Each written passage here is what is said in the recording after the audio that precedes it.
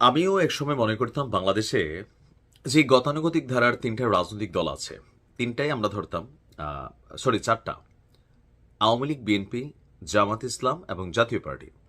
এই দলগুলোর বিরুদ্ধে বা বিপরীতে একটা শক্তিশালী রাজনৈতিক দল দরকার। কেন? ওই যে আওয়ামী লীগ যাবে, বিএনপি আসবে, আর জামাত এবং জাতীয় পার্টি তাদের লেজ ধরে ক্ষমতায় যাবে, যেটা আমরা এত বছর ধরে দেখে এসেছি। যদিও এইবারের প্রেক্ষাপটটা ভিন্ন।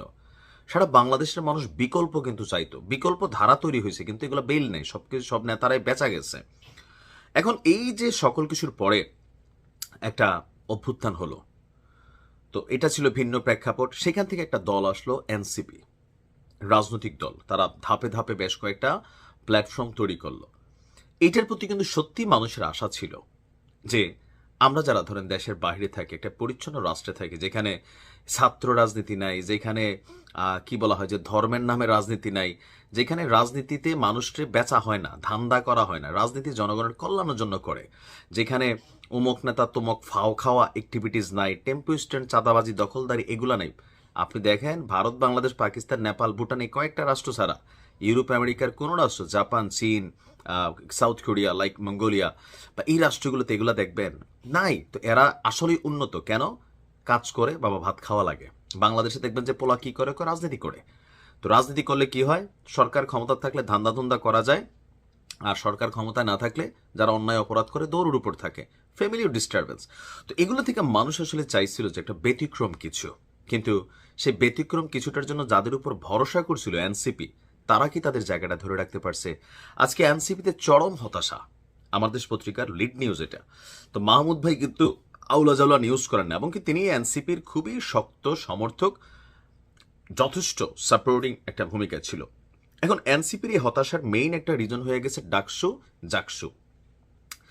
এনসিপির যে টিম বাকছাস, এরা কিন্তু খুবই বড় ধরনের বিপর্যয় হয়েছে, মানে এদের ভোট নাই হয়ে গেছে। আসলে কিন্তু এদের ভোট নাই।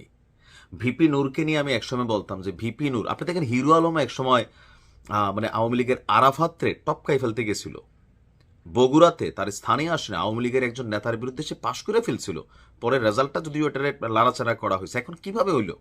কারণ তৎকালীন প্রেক্ষাপটে আওয়ামী লীগের বিরুদ্ধে হিরো আলম রে মানুষ এক ধরনের one kind of one man army মনে করতো। আলম যেখানে নির্বাচন হতো ভোট পাইতো।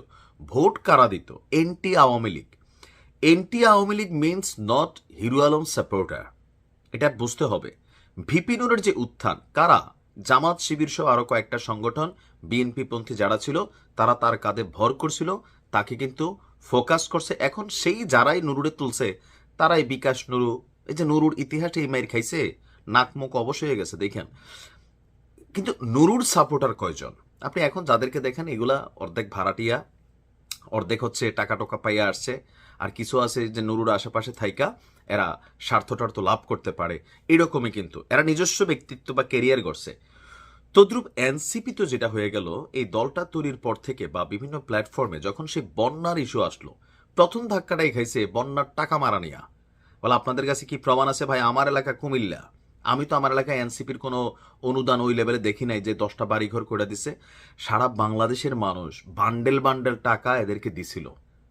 সেই টাকা যখন ব্যাংকে ডিপোজিট করলো, বন্যার সময় সাথে সাথে ব্যবহার করলো না, এই যে এনসিপি মানুষের আস্থা নষ্ট করে ফেললো, এর পরে কিন্তু আর দাঁড়াইতে পারে নাই। তখন এনসিপি ছিল না, বাট প্রথমবার প্রশ্নবিদ্ধ হয়ে গেল।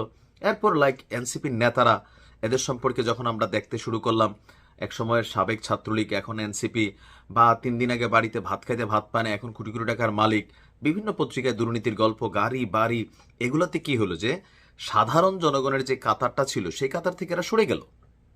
সরে গেল না, সরে গেল। এরপরে যেটা করলো, রাজনৈতিকভাবে রাজনৈতিক দলগুলোর সাথে যে পাঙ্গা, এনসিপিকে যারা সাপোর্ট করতো, সবাই তো করছিল তাই না, সেই 5ই আগস্টের আগে বা পরবর্তী সময় তারা রাজনৈতিক দল তৈরির আগ পর্যন্ত। আপনি দেখেন, দল করতে গেলে আপনাকে রাজনৈতিক ডায়লগ দিতে হবে। তো রাজনৈতিক ডায়লগ এখন মাঠে কে আছে? বিএনপি শুরু করলো, বিএনপির নিয়ে, তারেক রহমানের নিয়ে, খালেদা জিয়ার নিয়ে বিভিন্ন ধরনের বক্তব্য, বা বিভিন্ন নেতা নেত্রীদেরকে নিয়ে। এখন মানুষ ধরেন কার কাছ থেকে সমালোচনা নেয় নেয় না, এটাও একটা বিষয়।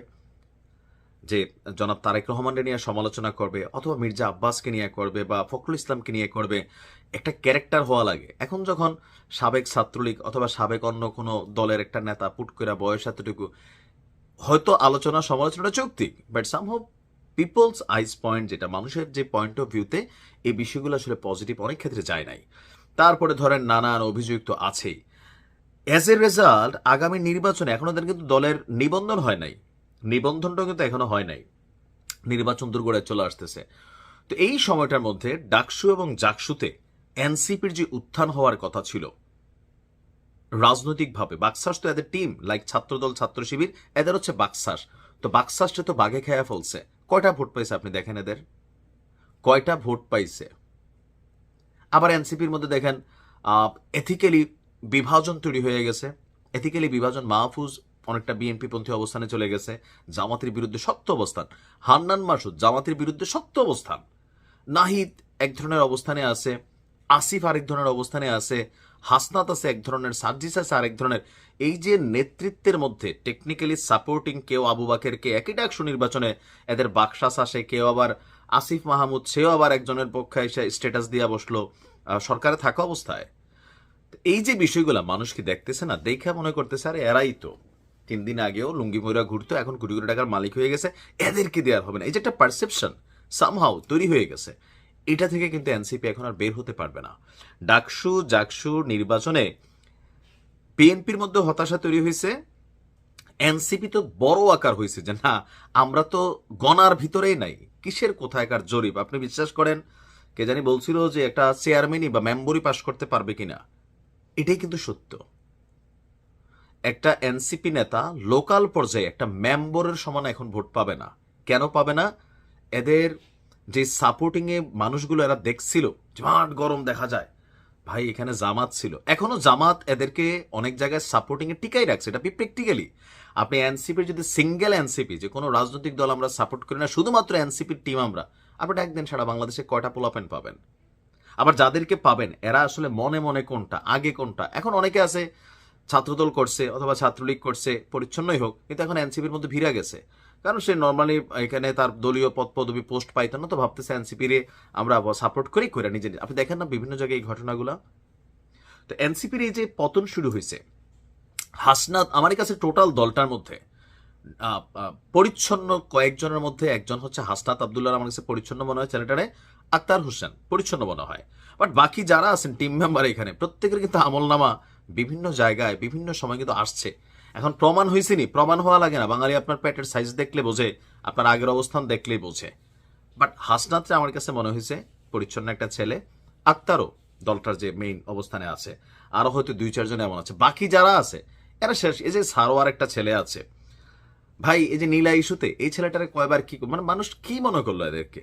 আপনি দেখবেন এরা নিয়ে লেখে মানুষ, তুমি লাগাই না চিন্তা করো, হ্যাঁ কেন লাগাইতে পারলা না, এই থিওরি দাও, এরকম অনেক কিছু কিন্তু এখানে হয়ে গেছে। মানুষের কাছে এই আস্থার জায়গা নষ্ট হয়ে গেছে। 2-1 জন হয়তো নেতা হয়েছে, হাসনাত নেতা হয়েছে, সার্জিস নেতা হয়েছে, তারপরে সার্জিস নিয়ে দেখেন কেউ সার্জিসটা আসলে অন্তর থেকে এনসিপির পোলাপাইন কি পছন্দ করে না, কারণ বঙ্গবন্ধুরে নিয়ে তার দেওয়া লোল ফালানো সেই বক্তব্য, আর এখন এই মুখে যে বক্তব্য, এটা সিচুয়েশন ডক্টর ইউনূসের সরকার বা সামহাও একটা সময় পর্যন্ত থাকবে, পরে কিন্তু এগুলো থাকবে না। এটা বি প্র্যাকটিক্যাল। এনসিপি এখন যে অবস্থা আছে না, এখান থেকে কি উঠে আসা সম্ভব? অনেকাংশেই সম্ভব, আবার সম্ভব না।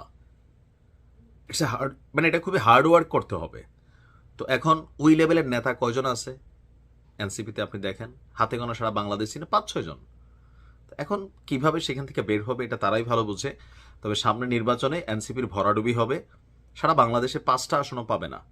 অ্যাজ এ পার্সন 2-1 জন হয়তো পাইতে পারে, তারপরে সেখানে কোনো দল তাদেরকে সাপোর্ট দিতে হবে, লাইক জামাত। বিএনপি তো দেবেই না।